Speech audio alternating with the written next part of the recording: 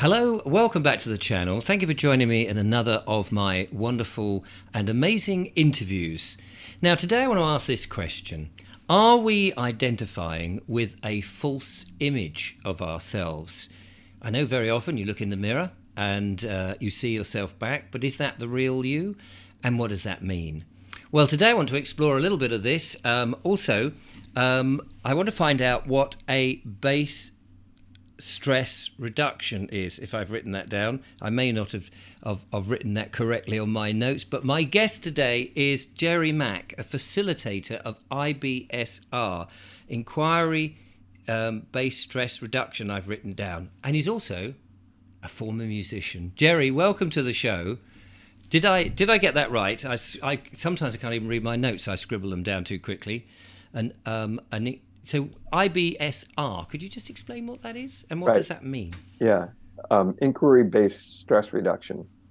And so basically, inquiry-based stress reduction is a kind of way to, like the title says, reduce stress. Yeah. And it's, as I understand it, it's mostly self-inquiry. I suppose there might be forms of it that are different than that. I know, for example, Gabor Mate, he's a Canadian psychologist and author. He does what's called compassionate inquiry, and there's a facilitator. I don't know if that can be done just by one person asking themselves questions, but in the kind of work that I do, it can be done either way. It can be done with a facilitator, or it can be done with the individual. And so the idea is that we're asking questions that probe into a deeper truth that can be very freeing and ultimately reduce stress. Right. And people are very stressed at the moment, with especially over the last few years, where we've had a lot of worry thrown at us, and I do feel that there's going to be more of that. So people are sort of quite highly strung, do you think? Absolutely. Yeah, I'm Yeah. seeing examples, boy, just in different areas of life all over the world, right? And I was thinking about it last night. One of the best decisions I ever did in 2003 was to stop watching TV, or as some put it, television. Yes. No, absolutely. I got rid of my telly about 5 years ago. And it doesn't mean that I'm not absorbing stuff, because the internet has become a very a big replacement. Right. And so one has to be very careful in what you watch. And in fact, I'm trying, even though I'm doing what I do here, and people send me millions of links to videos to watch and say, "Hey, Richard, watch this 2-hour presentation or something." I'm trying to, step back from all of that and get back into more nature and my own space, really, rather than somebody else continually pumping ideas into me that I may or may not accept. Yeah. Yeah. It's I I have the similar thing that I'm just always trying to watch uh how much of the negativity I'm taking in, particularly off of YouTube, because they'll have the feed, as you well know, and some of you watch a few of these things, and then the next thing you know, you're getting barraged with them. And so just the other day, I saw that they have, how they have these categories at the top, and Mm. one of them was thoughts, and it had all kinds of videos about consciousness and um, waking up and psychology, which to me, I thought, wow, this is good, because I need a little break from all of the things about the financial system and uh, you know, COVID and all these other things. It's good to stay well informed, but striking that balance is useful to me for sure.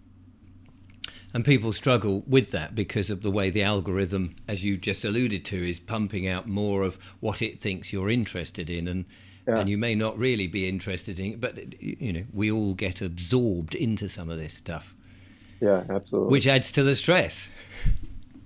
Right. Yeah. It's funny because I remember recently I wanted to watch one video that somebody had recommended about narcissism, and I thought, oh boy, okay, I guess I'll watch it. And sure enough, like over and over, I'm getting videos about narcissism, and I'm only very little interested in narcissism. But anyway, that's how it seems to work. But I mean, that can Yeah. work in our favor too. But Now, when you got in touch with me, you emailed me and you said that you had the key to freedom, or the missing link, or things that people are missing, which of course intrigued me, because I think a lot of people are searching for something, and often we don't know quite what it is we're searching for, but we feel that there is something that we need. And I guess some people find it in consumerism, some people find it being a health junkie, and others in all sorts of different areas of interest, hobbies and things. But there does seem to be something, and more than any other time I've known, there's a lot of interest now in spirituality, the sense that people are waking up, and even in sovereignty, and of course stepping into this, the I don't know what you call this space, the truth movement, the freedom movement, all of this. Of course, the algorithm is pushing more and more people talking about this. So often I don't know how slewed it is, whether there is that many people looking at all of this, or whether it's just the algorithm telling me that there are, by the numerous videos that I get, and of course the email responses to my programs. So what is this, the key to freedom that you speak of?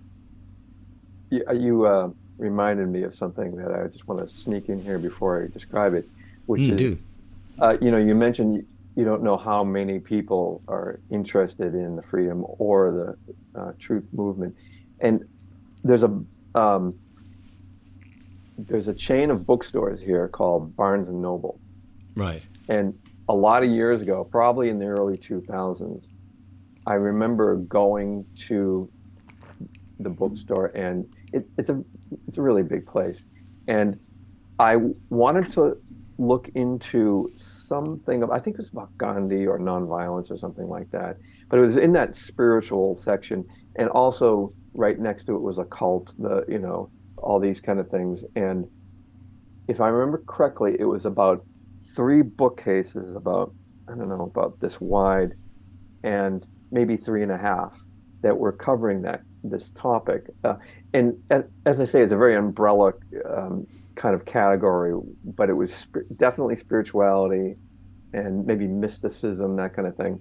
Hmm. And so that was three bookcases, and it was I don't know, maybe a decade or 15 years later, I remember going into the same store and asking them, what's would you say is the largest growth category in the store?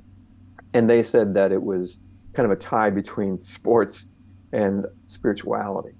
And Wow. and I looked at the number of books that were available at that point, and it was easily 40, 50, or 60. It was a whole big section of the store at that point. So what that to me was a real life indicator that this kind of thing, it's not just speculation. It's Right. absolutely growing. The interest in deeper, I would say, deeper truth and meaning in people's lives. So that brings me to the connection that I found. Um, I'll give just a very brief background on the law side of things here. Uh, Try to keep this as short as I can. I got interested in maybe what they call the alt law or commercial law movement back in maybe 2009, very close to the same time I learned about the work. By the way, the work that I do is called the work of Byron Katie. Anyway, um, so I I I learned about this commercial law movement. It was fascinating to me, and it also the reason why it was so fascinating to me was because it delved into areas of law that were, I would, looking back on it, I would say they're no longer in practice. So it was new to me. And this was very much also what I was finding with the advent of the internet was I was finding videos that were about subjects like science, biology, where it was all this cutting edge information that I had no idea existed. Mm. I actually discovered learning for the first time because I felt like school was really something that was the opposite. It was just, anyway, very uninteresting and uninspiring. And so commercial law was part of that. And so one of the facets that I think you've discussed in the show here it is this idea of an artificial person. Um, and in law, we they use an entity, some people call it the transmitting utility, but it's a two-dimensional, um, pretty much idea that's on paper, and it's used to facilitate commerce. And this two-dimensional entity, again, I think it's been on the show a few times. One of the ways that it indicates it is the all capital letters. Yeah. And this entity we take on and identify with. And I don't know if I saw it on your show or not, but it bears repeating. Identity means to make the same. And so when you get a piece of mail that has your all capital letters, and usually from some government organization, that you believe that that is you, and there is a lot of suffering attached to believing that is you. Not in every case, of course, but usually it's a bill or it's a summons to court or something along these lines. And at some point, it dawned on me that there's this huge similarity in spiritual pursuits, particularly the one I was doing, and commercial law. And that is believing in an entity that you are not. It's a false entity. I'll give you an example of what I'm talking about. Um, when I was in California, I don't know, maybe 7 years ago or something, I was visiting a woman and I had gotten to her apartment. She had left the key before her, and I got in, put my luggage down, and I had a backpack. And then I remembered, I reached for my wallet, and I thought, oh, it's not there. And so right away, I started frantically going through my backpack to see if I could find it, because I had just been dropped off by an Uber. And while I was doing that, I had an image that showed up in my mind of me explaining to this woman that I had lost my wallet. And the other image that I had was of my wallet traveling around Yeah. Los Angeles in the Yeah. back of an Uber.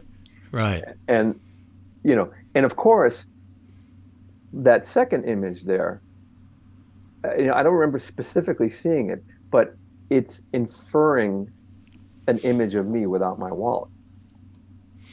And Yes. so this added to the stress that I was already going through, just trying to find it. Now that I've told the story a few times, but now that I think about it, that may, yeah, I would say that that is actually much closer to the source of stress that I had, the only source of stress. Um, there was of this initial, okay, where's my wallet? And just um, wondering where it was. But anyway, those were the salient images that came to my mind.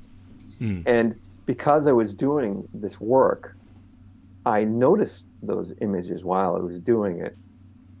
And it was it helped to realize that the mind is going into the future, creating a me that doesn't exist. Right. And yeah, so that's the the basic connection here, which I thought was so profound, because both are are connected with suffering. And I thought, wow, could it be that the people who invented this system of using this false self in law may have understood what I found in my spiritual practice?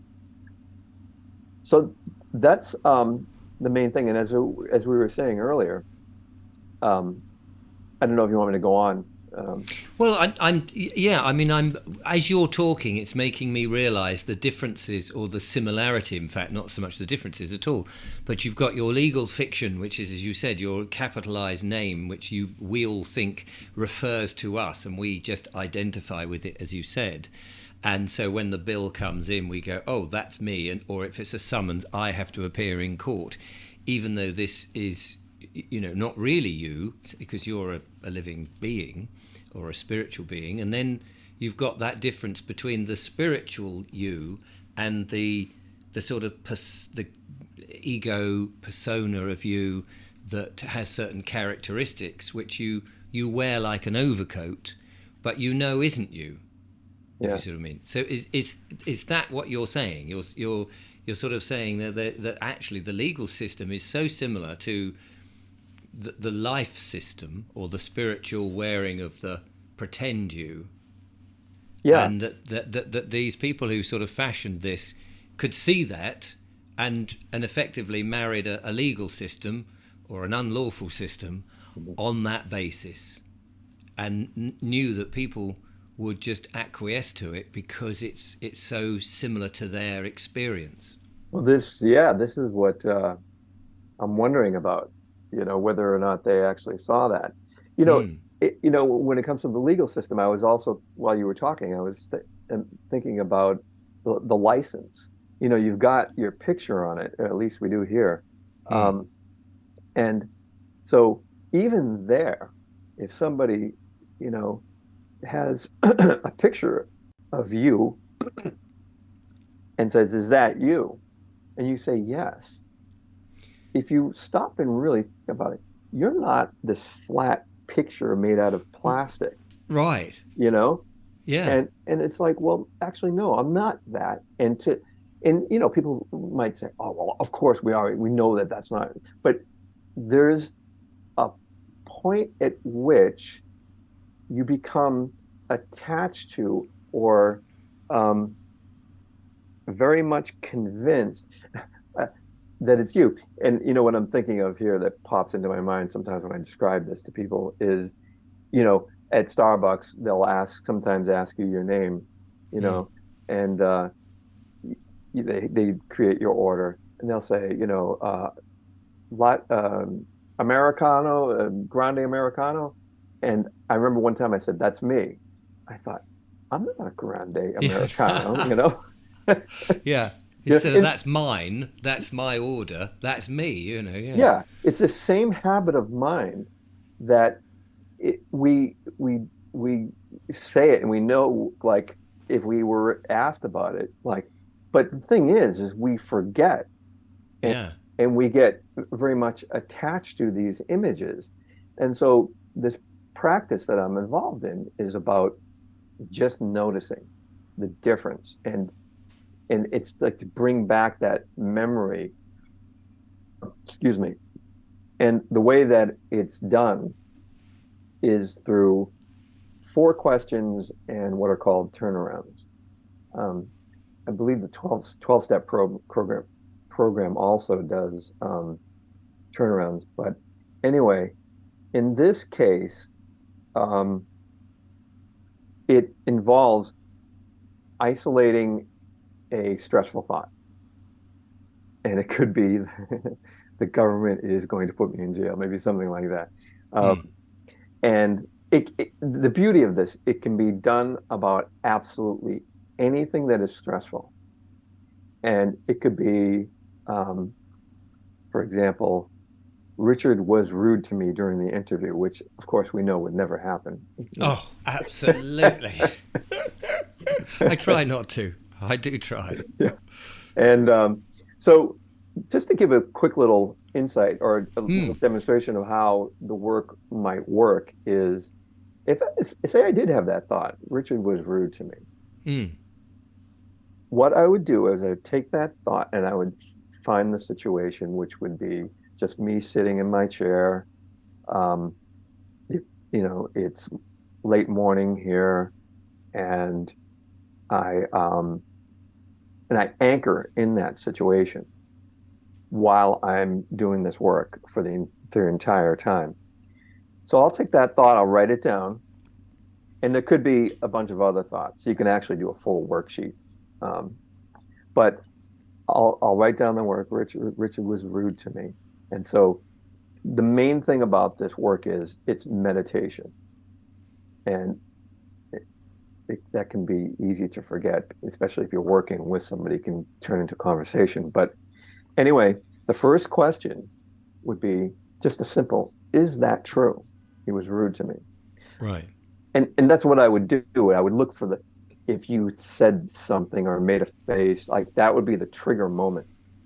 And so then I contemplate that, because the ego wants to be right. It'll say, yes, Yeah. he did, Yeah. blah, blah, blah, Of course, he said. He said that awful thing. You're such a dreadful interviewee. You're Yes, so, exactly. this is absolutely awful. We never got anything out of it. Wasted time. You wasted my time. Yeah. So is that true? And yeah. So okay. And so I'm closing my eyes and I just kind of wait there. And, I have some metaphors that describe this process.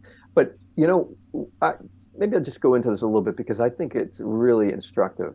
Um, the way that this process works is you're taking advantage of a way that the mind works. If you consider, like, if you've had conversations in the past and you're just talking along and maybe you're going to refer to a movie that you saw um, months ago. Yeah.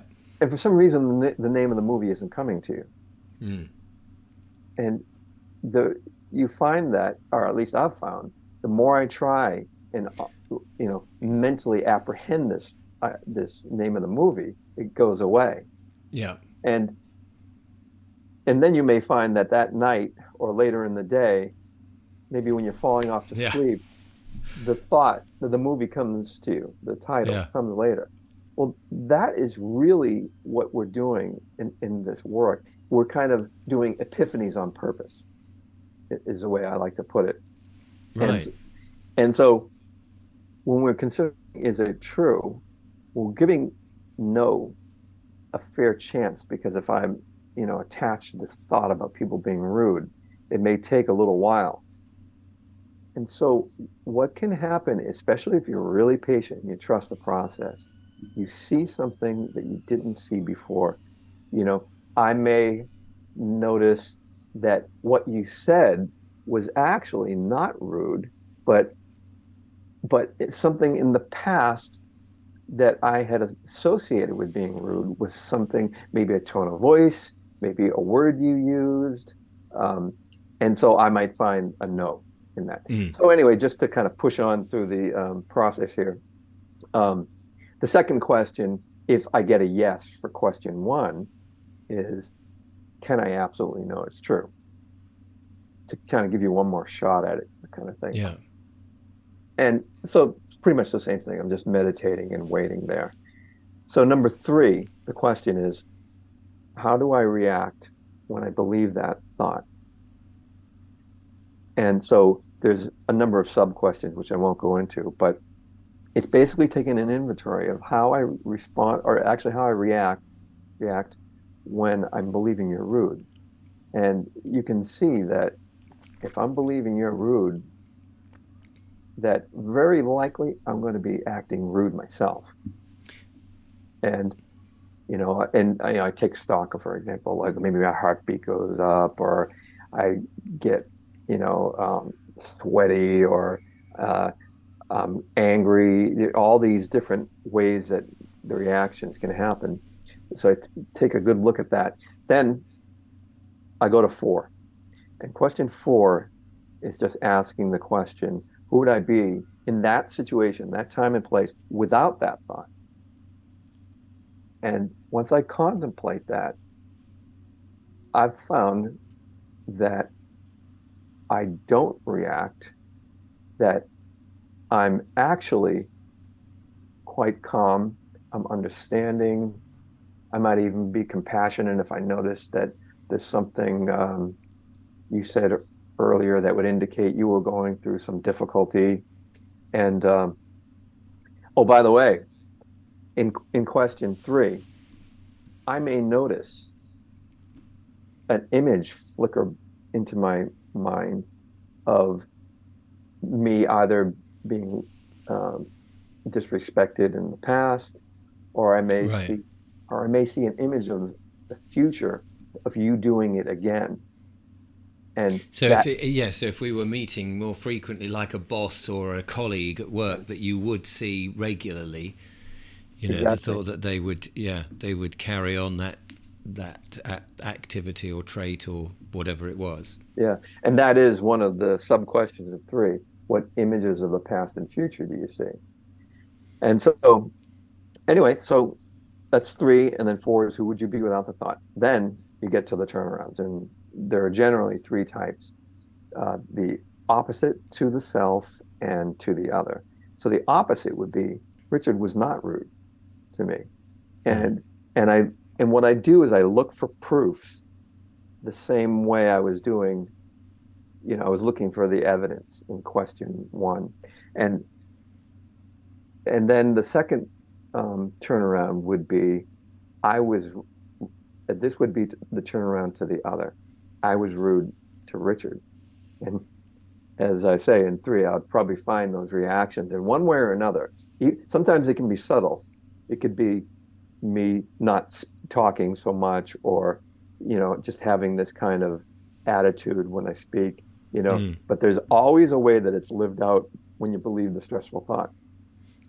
Um, and then the turn around to the self, which is where you put yourself on both pronouns. I was rude to me.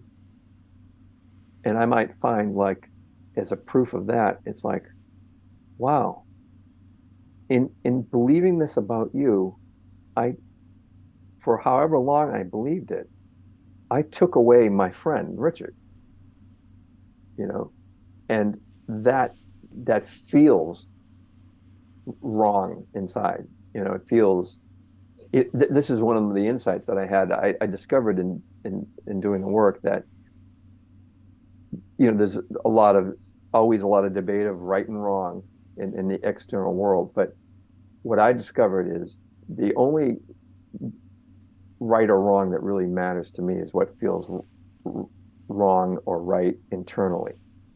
And Right. yeah, and so that's a kind of quick intro to the work of Byron Katie. And so, what I would say also here about the work is, when you discover that these images and the beliefs are running you, it's not as though you all of a sudden stop acting in the world. You're just noticing you're in a neutral place rather than being in this stressful place, or rather than being in this kind of like a place of denial about it. You're just in this very neutral place where ways of being that are life affirming, you could say, are available to me.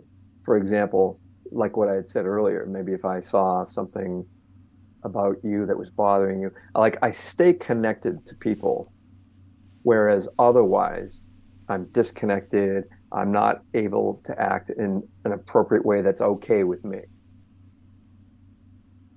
That's why I figure I pause here and see if there's anything else, any questions you might have about it. Yeah. So this situation in which you're feeling under stress, or you've got anxious about something, like in the interaction with me, there may well be throughout your day several of these, presumably.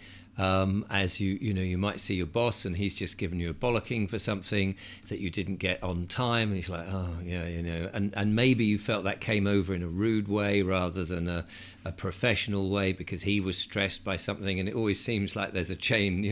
It's not actually his fault because he's Yeah. been stressed, and it sort of comes down like an express train in the end to hit you, and it's like all of that is coming on you, but then you go out, maybe you buy a newspaper and the newspaper vendor is a bit short with you, and it's like, oh, come on. How do you then, because you said you sit down and you go through this process, but there may be quite a number of these things to think about. Is this a very fast, simple process that you can do on your own whilst you're sitting there having a cup of coffee, or can you train yourself to do it in an automatic way? Not automatic, but a very quick way, so that you're not thinking too much about the past all the time, so it doesn't become absorbing you.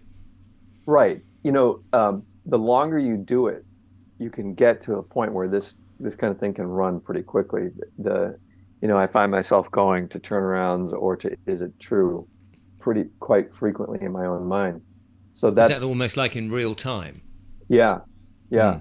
Mm. It especially I've found if there's any inner criticism, like I've I find that there's a lot more distance between that kind of thinking um, and than the way it used to be. It used to be like, oh, you did that stupid thing, and then I feel that stress. Mm. But Mm. now when that kind of thinking comes, which is, oh, I'm trying to think of it. It's been a long time. Um, if it came, I I've found that sometimes I find that really funny, like these thoughts about these inner critical thoughts. And uh, if I don't find it funny, I remember that one time I was in California, a thought came, and I um, I actually felt like almost like compassion or concern, the way you would if somebody said it outside of you, rather than reacting and be like, "Hey man, are you okay?" Mm. That kind of thing. But when it comes to like if I had, like, say, use the example of you again, uh, Richard was rude to me, and then I go out and I'm at the store and I somebody who I would normally think is rude, they did that thing, they did whatever triggered me, uh, and then I would think there's a variation of uh, changes that can happen, and one is just that you kind of react the same way, but there's a kind of a noticing there, like an awareness where there wasn't before. And then if you've done even more work, I might, or deeper work maybe, uh, I may just kind of pause Mm. and not be triggered. And then even beyond that, once you get a lot of experience, you immediately feel compassion or um, some kind of connectedness that was not there before. So it's a really beautiful process. And it does deepen over time. And this is the beautiful thing is if you work it with one person, the thought about being rude, it spills over. And sometimes it can go like maybe he was disrespectful to me. You know, it erases a lot of that, of that stress. You've got to be quite hyper alert to the moment, haven't you? If you're, you know, you've got to be aware of, oh, this has happened to me. Someone's been rude, whatever it is, or that car came out of nowhere, and it's like, was that my fault stepping out in front of it, or was the car deliberately aiming for me just to wind me up? You know, obviously not trying to hit me or anything. And you, or that cyclist who could have waited but didn't and passed me rather rapidly as if it was on purpose. You've got to be a little sort of conscious of looking back and reflecting on that moment, which most people, I would hazard a guess, are so busy trying to get to the next moment, whatever that is, that they don't. And then all of this sort of builds up later on, so that when they return back from their day to their loved ones or on their own, that they just sort of almost go, oh, reach for the scotch, it's been one of those kind of days. And they're not addressing all of that stress. Yeah. We're running on autopilot much of the time. This is absolutely true. And this is the beauty of the work, is like you're raising your consciousness about what actually is. And by the way, one of the criticisms of the work is that uh, people have seen it to be this kind of, excuse me, this kind of positive thinking. And it's not that at all. If you turn around one of these thoughts and it's not genuine, the idea, then you really want to just throw it away. You want to find something that is really authentically true for you. And here's the beauty of it. What I discovered is, some clients will ask me, like, well, how do I know if it's exact, if it seems like sometimes the answers feel like they're like a little bit right or whatever. And for me, what I discovered is that when when something, first of all, it feels novel or like you're remembering it. And it comes to you, you feel it and you know it simultaneously, which is very different from the knowing. I make the distinction between thinking and knowing. It's so there you go. It's like I would say that knowing is feeling and understanding at the same time, whereas thinking really isn't involved in feeling anything, Mm. which is pretty indicative there of something. Um, and so, right, that's the beautiful thing about the work is that this is not about positive thinking. It's about finding what's legitimately true for you and only you, Mm. regardless of what the world says.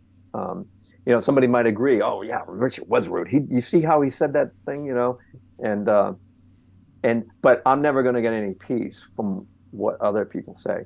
And so getting back to, what we were saying, whether it's being triggered from YouTube or in everyday life, um, you know, maybe I get a summons in the mail to go to court and the all cap letters are there, you know, right away. It's like clockwork. I'm going to see some future image of me either in jail or having to pay money I don't have, and it gets triggered. And here's the other thing I noticed is that these images move really fast. Uh, some years ago, I just got to the top of the stairs in the house, and this image went by. It must have been, I don't know, no idea how long it just seemed like a hundredth of a second or something like that. But I caught it because I was in the practice, and it was familiar. It was like I knew it, that I had seen it before. And so what I learned there was these thoughts and images go through and they affect your physiology without you even knowing it. And that discovery for me is just the most um, inspiring thing to know, that the more I get still and question these beliefs, is that I can really wake up to these images that can ruin my life, with stress. But, disease will ultimately come from this kind of thing as it goes on for years. You Mm. know? And So to be able to catch those fast moving images is quite a gift. And the great thing is when you are awake to these things, as I said earlier, you you're more awake to options, and you know you're always safe in the present moment. That these images are not you. You can't prepare for a future you don't know. I Mm. mean, of course, this is the other thing. You can obviously take action. These images can actually be of use once you're not so tightly attached to them. It's like you see you in court. Okay, well, then I set my phone. I know I have to, be there at that particular time. So they can be of use, and but they're not debilitating the way they would be otherwise. Right. So is this? I mean, are you describing a way for people to eliminate worry, particularly about future events? Because you mentioned, appearing in court, you get a summons. Some of these things that you run over and over in your mind, and going, oh my goodness, I've got this to do, and I really, you've got to have a meeting with somebody, or you've got to do something. You just don't want to do it, but you've got to do it, whatever it is. And these things plague you. They plague you at night. And when you have, you've had a fun time, you may have been playing table tennis or something, it's all out. And then there you are, you're walking back, and suddenly that thought comes back to you, comes rolling back. Oh yeah, tomorrow I've got that bloody meeting, or I've got to go to court, or whatever it is. And it brings you down, and the stress levels start to come up. So is this a way of mitigating those sort of concerns and thoughts? 100%. That's exactly it, because, just like the artificial person, which by the way is in Black's Law dictionary. We're not, Mm. I'm not talking about anything that isn't verifiable. But, Mm. but, when you see that image and you're believing that that's you the next day, you're gonna feel a physiology that's related to that, depending on how much how high the stakes are. Mm. If you see yourself going to jail, every time it comes to you, these kind of things, I think a lot of people know that, they have the ability to ruin a whole night's sleep, and Yeah, no, absolutely. And if that's repeated many, many times, it's quite a depressing situation, isn't it? And of course, I suppose, depending on those thoughts, they can build into really ugly ones, and you start to create um, a future that you had no intention of creating. yes, that's the interesting part. You live out of the beliefs, and it brings on what you don't want. I remember hearing a expression that says worrying is praying for what you don't want, you know, Right. and it's pretty much like that. And so to be able to make that distinction, that's not me in the future in handcuffs, you know, Yeah. and this doesn't say that you're not going to be put in handcuffs, obviously, but it's like, well, why not worry about that when you get to it? But then even there, you're going to have another stressful thought, like they're not going to feed me enough in jail, or it's going to be terrible food. They're going to abuse me. Well, there'll be something else. Mm. And so you're never in the present moment where everything is actually okay. And Right. as radical as that sounds, it's the deeper you get into the work, you start to test that and find that the present moment is always a safe place. And again, I wouldn't, I'm not going to say that categorically that anybody has to believe that.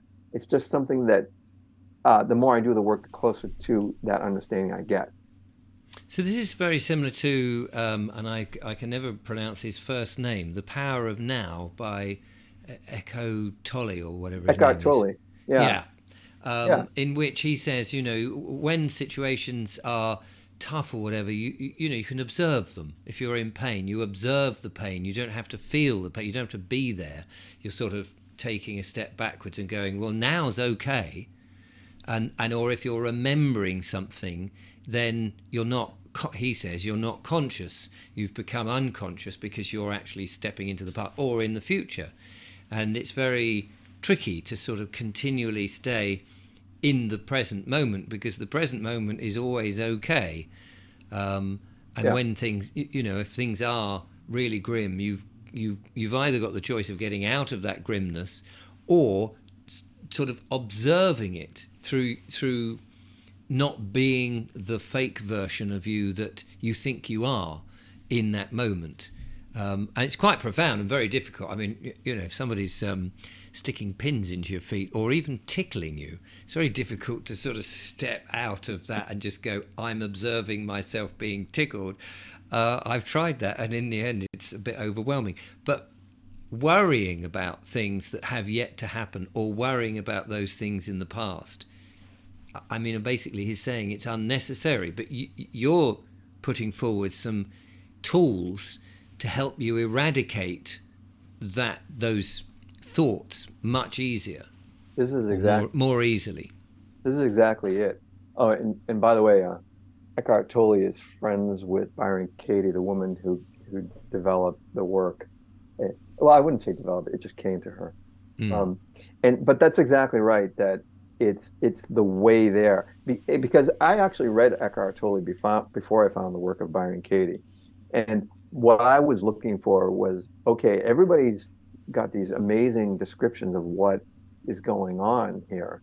Like I learned about Alan Watts, one of your countrymen, um, Right. Eckhart Tolle, and I'd done a lot of learning about Buddhism, but I was like, I'm not finding the how. Like, how do we get from here to there? And Right. the work was it for me. Mm. And you know, being able to distinguish between these images has just been a huge gift. And I'll tell you, you mentioned pain. Here's something that is was very profound. About maybe 2 years ago, I was actually, I guess I was meditating, and I noticed that I had this pain in my neck, a literal pain in the neck. And so I had my eyes closed, and I noticed there was an image that showed up of my neck with whatever pain looks like. It's Right. really silly, but Mm. like when I noticed that image, that it was not my neck, the pain was gone. Then I go back to my meditation, same image comes again, and it's preceded by the pain. I noticed the image, pain was gone. And this happened 20 times. I noticed, and as time went on, I noticed uh, if I had an itch, I would see an image that showed a corresponding image.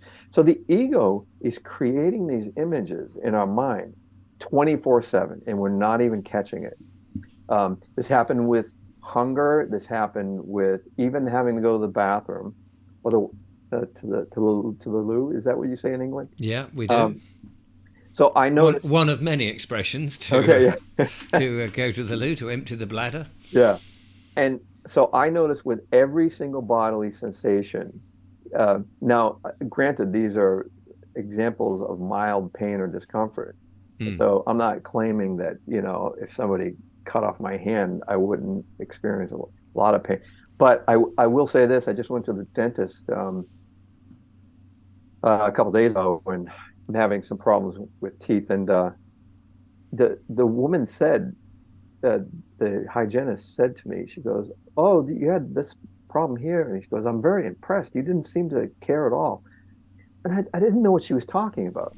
And it was Right. after the fact I realized she was talking about I wasn't responding to what she thought was painful, you know? And so um, I think that what's going on is slowly, my mind is seeing this, these images that are showing up in consciousness and are catching that they're not me. And so it even is related to the body. And the first time I had found or discovered this thing about pain in the body, I was in California, and I had a minor biking accident, and I fell off the bike and injured my shoulder. And so I was reaching over in the shower a day later or something. And I saw an image of the inside of my shoulder and like pain. And I've never seen not only inside of anybody's shoulder, but I've never seen my inside of my shoulder, nor have I seen pain and what it looks like. And it reminded me of some cartoon I would have seen as a kid, maybe of Popeye or something when, he shows his muscle comes up and there's this Mm. little anvil that shows like how strong he is. It was Yeah. that absurd. But it when I noticed it changed things. And that's my experience. And I invite anybody who wants to, check it out.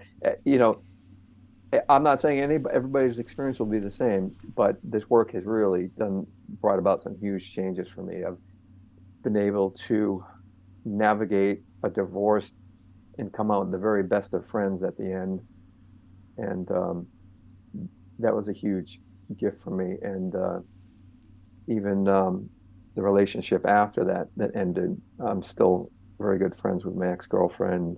And so anyway, without elaborating too long, I don't know how we are for time, but Well, I mean, I will start to draw this to a close, but I'm just trying to sort of think of the summarizing what you've been explaining to us.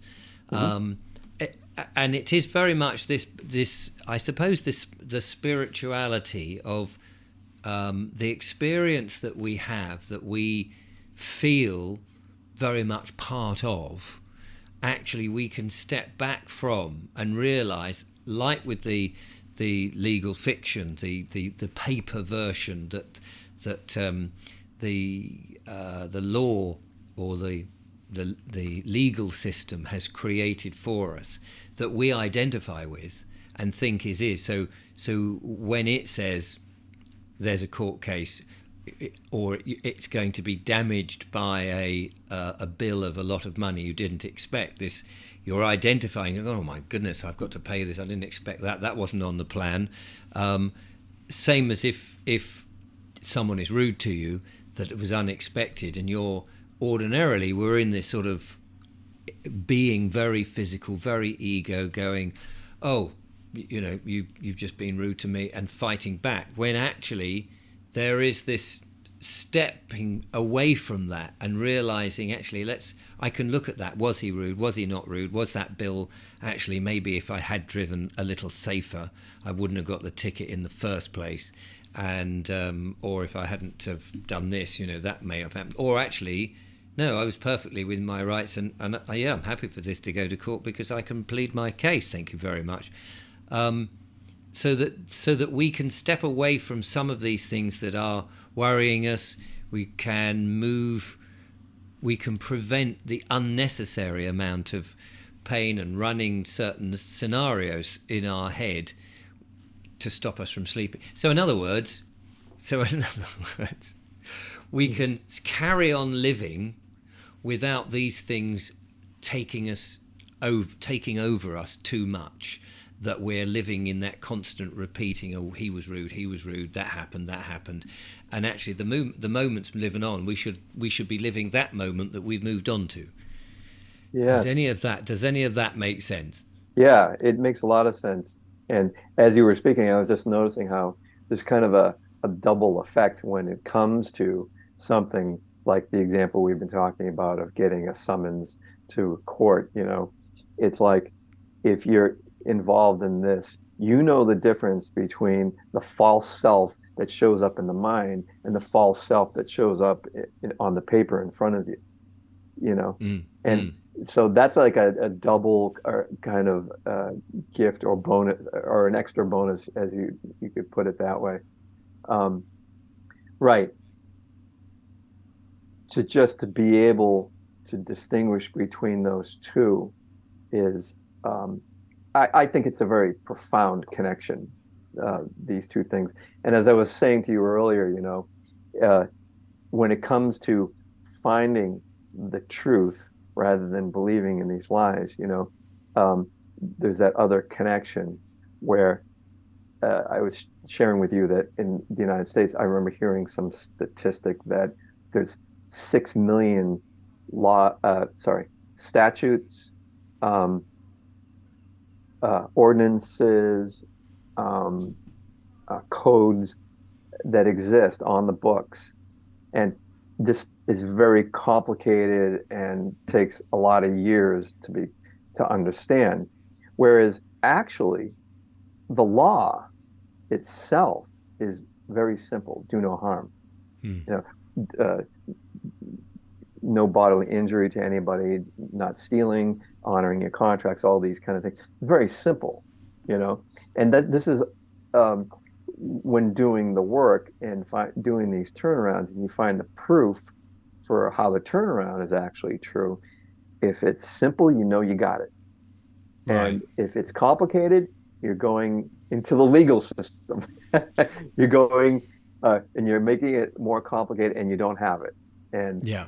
so yeah, that's I think you did a good summary there. And it's pretty amazing the connection between the two um I guess you could call them disciplines.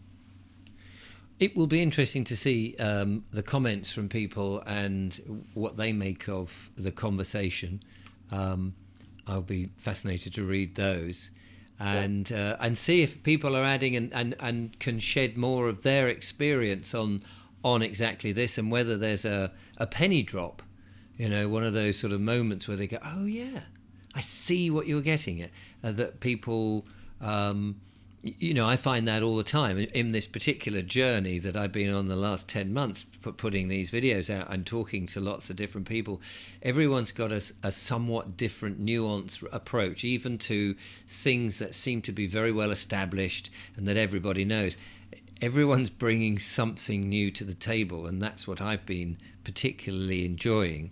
And then having the capacity to think a bit about what they've said and go, oh yeah, I see that. And I'm the thing for me I take away from this is that right at the beginning, that profound thought of how the legal system, in order for that to work, creates an illusionary person on Mm. paper.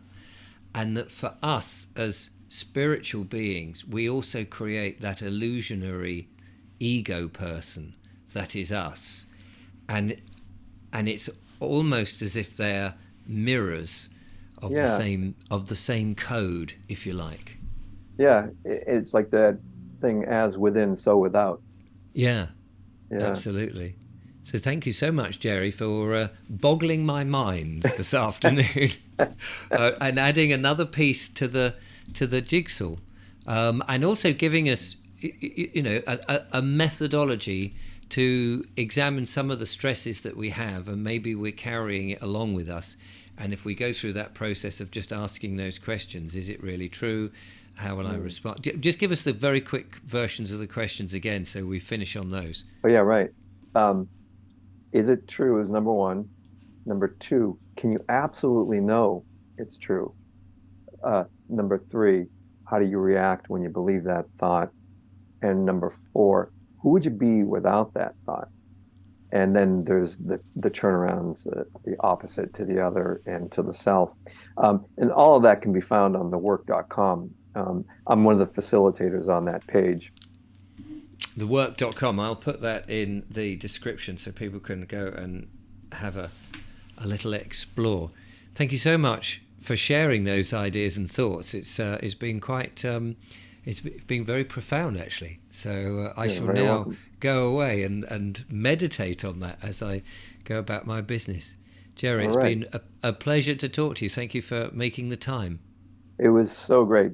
I'm looking forward to seeing the comments like you also.